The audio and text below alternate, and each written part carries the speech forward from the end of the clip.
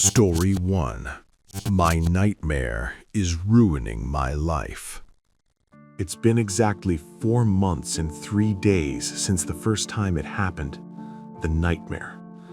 I know the exact count because I've marked every single morning on the calendar hanging in my kitchen. I'm a 32-year-old man. I live alone in a studio apartment in Chicago, and up until recently, I was the sous chef at one of the busiest French restaurants in my district. I say was because, the way things are going, I'm not sure how much longer I can hold on to that title. My life used to be entirely about flavor. I've spent the last 12 years training my palate. I could tell you if a sauce needed a pinch more tarragon, or if the white wine reduction was 10 seconds overcooked just by the smell. My job is high pressure, 12-hour shifts on my feet, shouting orders, managing the line cooks, and tasting everything before it goes out to the dining room. It requires focus, and more importantly, a perfect sense of taste. But this nightmare is taking that away from me. The dream is always the same. There is never any variation, no weird dream logic where I'm suddenly flying or my teeth fall out. It is hyper-realistic, consistent, and terrifying. It starts in a room I don't recognize. It looks like a medical clinic that has been abandoned for years. The walls are white tile, but the grout is stained yellow and black. The lighting is harsh, fluorescent strips that hum loudly overhead. I am strapped into a heavy metal chair, one of those old-fashioned dental chairs, cold against my back. My wrists and ankles are bound with thick leather straps that dig into my skin. I can't move my head because there's a brace holding it in place, forcing my mouth open. Then the machine starts. It's a rusted industrial pump sitting on a metal cart next to me.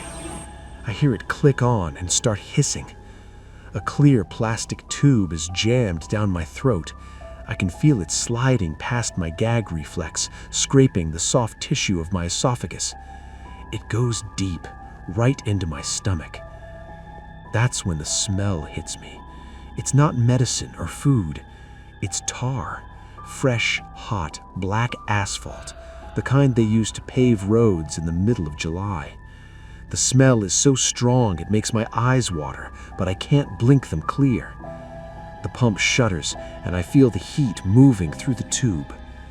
The liquid flows into me. It is searing hot. I can feel it filling my stomach, heavy and thick. It burns my insides. I try to scream, but the tube blocks the sound, so I just make these wet, choking noises. The worst part isn't the pain, though. It's the taste. Even though the tube is bypassing my tongue, the fumes rise up from my stomach. It tastes like chemicals, burnt rubber, and oil. I feel my stomach distending, stretching beyond what it can hold, and just as I think I'm going to burst open, I wake up. But the sensation doesn't leave. That is the part that is ruining my life. When I wake up, my mouth is coated in a phantom film. I can taste the tar. It is vivid and undeniable. I run to the bathroom and scrub my tongue with a toothbrush until it bleeds. I use half a bottle of mouthwash. I drink lemon juice. Nothing gets rid of it. This is destroying my career. Last Tuesday was the breaking point. We were prepping for the dinner rush, and I was in charge of the lobster bisque. It's a signature dish, creamy and delicate. I tasted a spoonful to check the seasoning. To me, it didn't taste like lobster or cream. It tasted like ash. It tasted like I had licked a car tire. Thinking the soup was bland, I added salt. I tasted it again, still just burnt rubber. I added more salt, some cayenne, trying to cut through the tar flavor coating my mouth. When the head chef came by to do his final check, he took 1 spoon and spat it into the trash. He looked at me like I was insane. He asked me if I was trying to poison the customers. The soup was inedible, a salt lick. I stood there, shaking, unable to explain that to me it still tasted nothing but asphalt. He sent me home early. He told me to get my head right or don't bother coming back. I've lost 15 pounds in these 4 months because I can't eat. Food is repulsive to me now. I'm exhausted, dark circles hanging under my eyes, my hands shaking from a lack of nutrition and sleep. I'm scared to go to bed tonight. I'm terrified to close my eyes because I know that machine is waiting. Story 2. The Town That Won't Let Me Leave. I should have been 50 miles away by now, but my curiosity got the better of me, and now I can't leave. 3 days ago, I was about 6 hours into a 12-hour haul to Seattle when my car started acting up. It wasn't a dramatic engine explosion or a cinematic plume of smoke. It was just a rhythmic ticking under the hood and a sudden sluggish loss of power. I managed to coast the car off the highway and into Mapleton, a town that seemed to consist of a single main street, a lot of peeling paint, and a sky that felt too heavy for the horizon. The only mechanic in town, a guy named Miller who looked like he hadn't washed his coveralls since the 90s, took one look under the hood and mumbled, "Alternator's shot. Maybe the belt, too. Won't have the parts delivered until Tuesday." I sighed, rubbing the bridge of my nose. "Is there a motel?" "Valley Rest, 2 blocks down," he muttered. "They've got weekly rates. Not that you'll want to stay that long." I checked into the motel, a place that smelled of mothballs and damp wood, and figured I'd make the best of it. The next morning, I set out to find the only source of food in town. That was how I ended up at the Rusty Fork. It's the kind of diner where the air smells like burnt grease and regret. I sat at the counter, nursing a lukewarm coffee. My eyes drifted to the heavy brass clock mounted behind the counter. Its rhythmic metallic thud was the only thing cutting through the tension of the room. When the clock hands reached 8:02, the rhythm broke.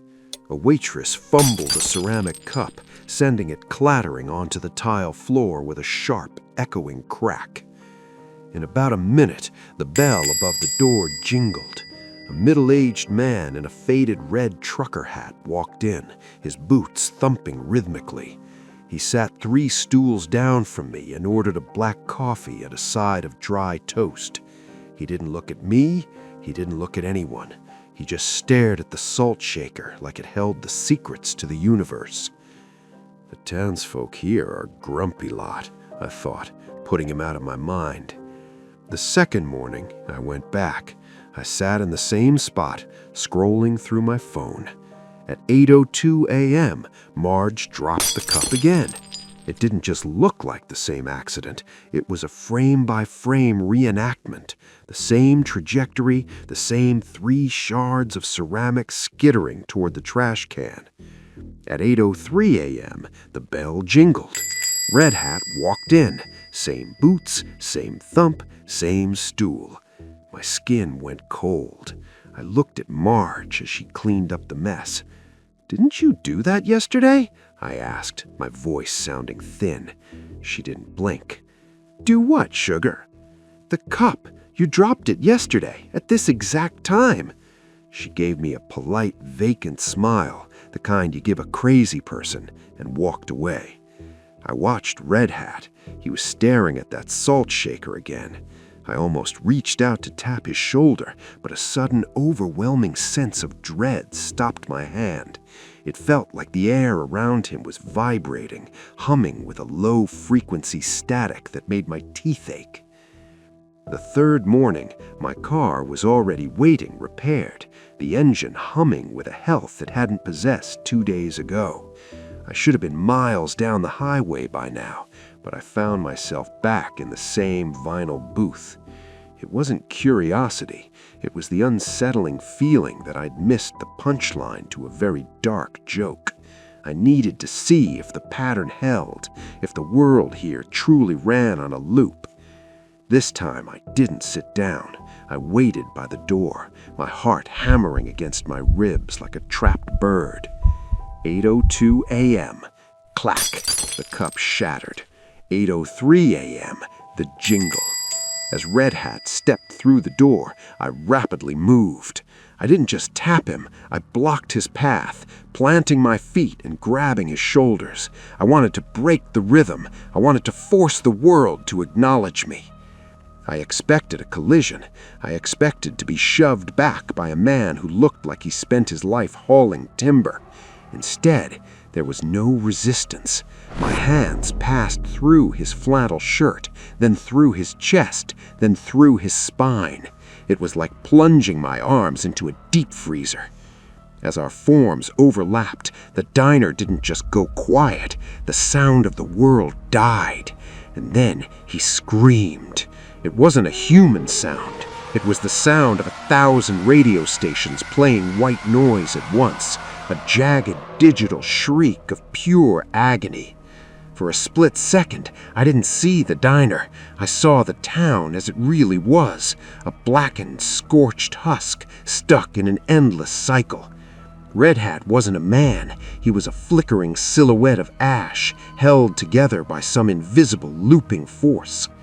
The scream was the friction of my living presence rubbing against his static reality. I was an error message in his perfect looping hell. I stumbled back, collapsing onto the sidewalk outside. When I looked through the diner window, everything was back to normal. Marge was smiling. Red Hat was sitting at his stool, staring at the salt. I ran for my car. I didn't pack. I didn't grab coffee to go. I just drove. But the odometer hasn't changed in 40 miles, and the sun has been hanging an inch above the horizon for what feels like 6 hours. I just passed the Welcome to Mapleton sign for the 4th time. I'm pulled over now, watching the rearview mirror, because I can see a figure in a red hat walking down the center of the highway towards me. Story 3. The secret my grandfather took to his grave. This isn't my story, but rather a recounting of an event that changed my grandfather forever. He never liked to speak of it, and it was only after his passing that my grandmother filled in the gaps of what happened that winter night in 1978. They lived in Iron Creek, a desolate, sprawling industrial town in the Rust Belt. The company housing consisted of small, soot-stained cottages separated by vast stretches of gravel lots, slag heaps, and overgrown scrubland. My grandfather, Arthur, had a best friend named Red. They weren't related by blood, but they might as well have been brothers. They worked the same shift at the mill, ate lunch together, and most prominently, shared a vice, high-stakes poker. While my grandfather played for fun, Red played with a dangerous intensity. He was a man of extremes, loud, charismatic, and reckless. He lived for the adrenaline of the bluff. Red had a reputation for betting things he didn't have, and his family had long since stopped trying to curb his chaotic nature. The incident really begins with a stroke of luck. About 6 months before Red died, he and Arthur cleaned house at a regional tournament in the city. Flush with cash and feeling invincible, they decided to commemorate the win.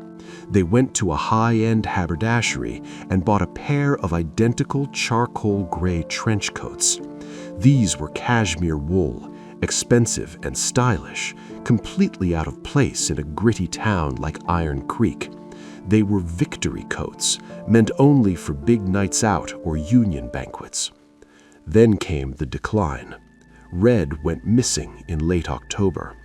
At first, the guys at the mill joked that he was dodging a bookie or sleeping off a bender in the next county. But days turned into a week, and the silence grew heavy. The search parties combed the woods and the factory outskirts, but it wasn't until a railway inspection crew came through that they found him.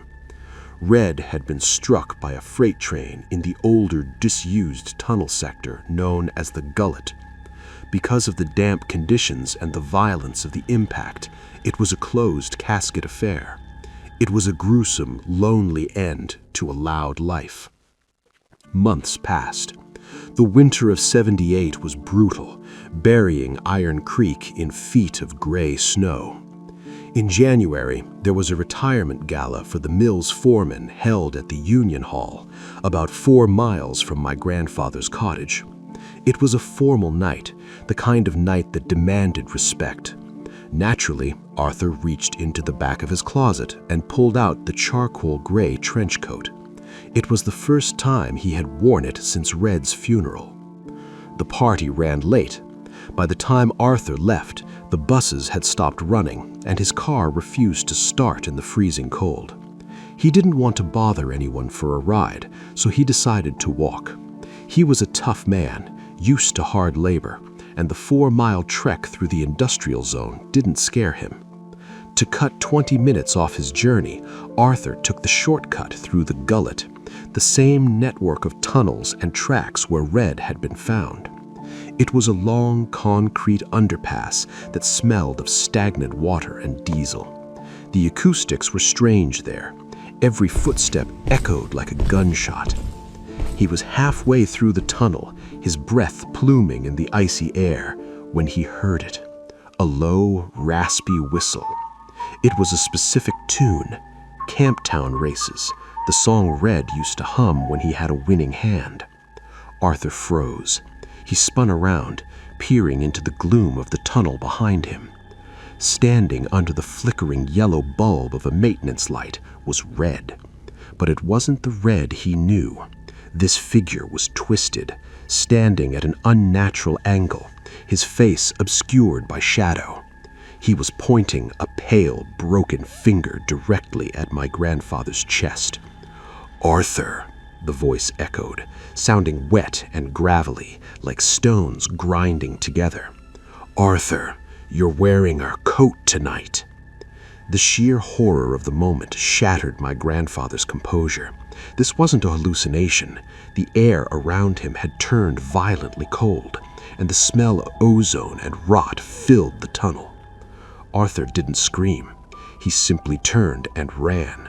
He sprinted the remaining 2 miles through the snow and sludge, his heart hammering against his ribs like a trapped bird. He slipped on ice, tore his pants, and scrambled back up, fueled by primal terror. When he finally burst through the front door of his cottage, he was gasping for air, his face pale as a sheet, his sweat freezing on his forehead. My grandmother rushed to him, asking if he'd been mugged. He didn't answer. He ripped the expensive charcoal coat off his body, his hand shaking so violently he popped 2 of the buttons.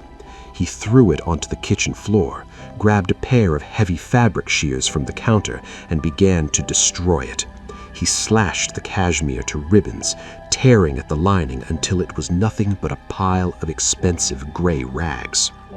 Only after the coat was destroyed did he slump against the cabinets and whisper what he had seen in the tunnel. He never walked through the gullet again. But the story didn't end there. Over the next few years, railway workers and drifters who used the tunnel at night began to report the same thing.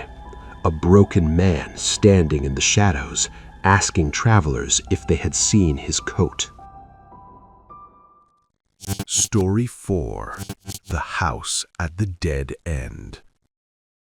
It was early November, the kind of gray, biting afternoon where the sun gives up by 4 p.m. I was 10, hanging out with my older cousin Leo, my best friend Marcus, and his 6-year-old brother Toby.